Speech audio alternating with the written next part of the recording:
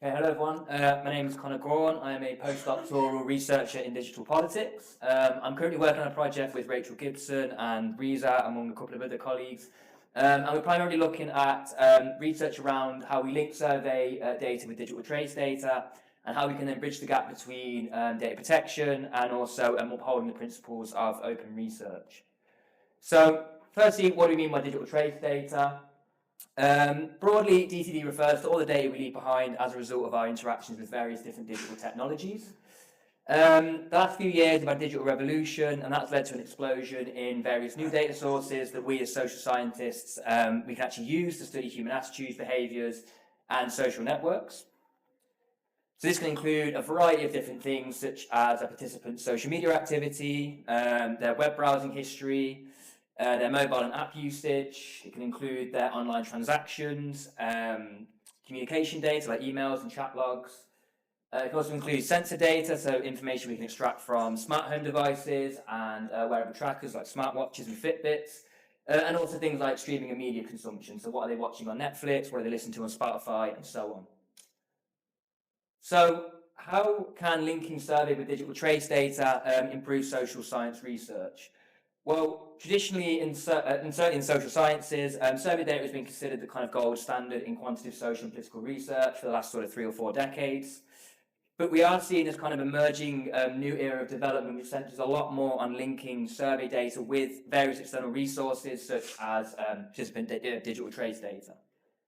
So some of the early research that's coming out of this kind of linkage field has shown that when we link digital trace data to surveys, this can help to address things like measurement bias in the survey data, where they can actually use participant DTD to kind of calibrate and actually verify the responses they give to questions around online usage and their digital behaviours. But additionally, in the reverse, we can also link survey data to digital trace data to actually add a kind of human face to the DTD, which can allow us to kind of better understand how both the usage and impact of various different digital technologies actually vary within the population of interest.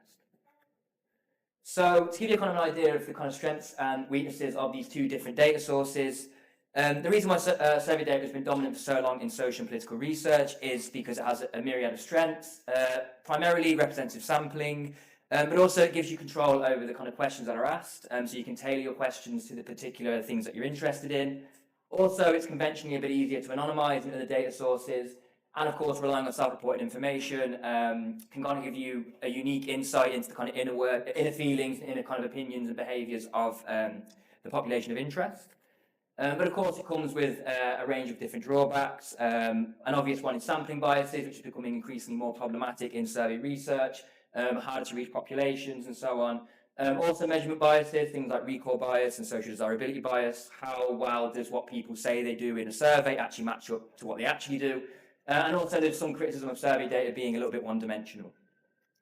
On the flip side, digital trace data has a lot of strengths of its own.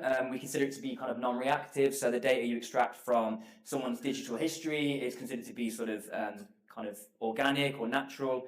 Also, you can get a lot of data in real time. A lot of new insights that survey data alone previously couldn't reach.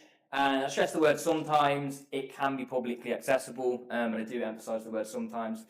And then in terms of some of the drawbacks, unlike survey data, digital trace data is generally non-representative. You kind of just get what you get. And also it's oftentimes very, very, very large, very unstructured, and in many cases can be highly sensitive. So what we're working on as part of the DigiServer project, very broadly, is we're looking at how we can release these linked data sets for open research.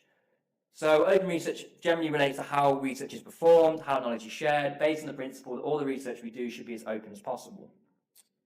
However, anyone who's worked with digital trace data will know that openly sharing DTD can place researchers in violation of various confidentiality agreements, data protection laws like GDPR, and also the usage terms of digital platforms themselves.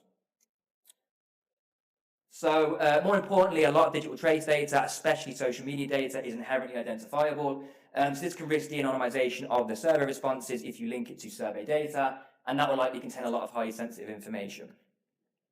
And even if the digital trace data itself does not contain direct identifiers, and even if the survey data is also anonymous, when you merge data from multiple sources together, this can exponentially increase the risk of kind of quasi-identification. When you're bringing more data, more variables together, can increase the risk of identification. So just to kind of finish off very quickly, what we're kind of exploring is this sort of data protection versus data utility trade-off. So when we link digital trades data with survey data, we want to share that with the wider public, but we're kind of weighing up this sort of trade-off between, on the one end of the scale, kind of opting for like safeguarded or extremely controlled access, which significantly reduces the risk to disclosure, but also significantly reduces the utility of those data sets for other researchers. All the way up to the other side of the spectrum, we opt for a greater degree of openness, which significantly increases the utility of the data and the transparency of our research for the wider community, but additionally increases higher risk of kind of disclosure of data. So we're kind of trying to see how far we can push our data sets that we have, that we're working with at the moment, to one way or the other.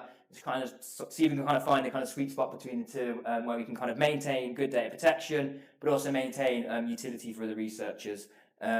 So that's a very broad kind of overview of the work that we're doing. And if anyone has any kind of further questions, reach out to myself or Rachel or Riza. Yeah, thank you very much.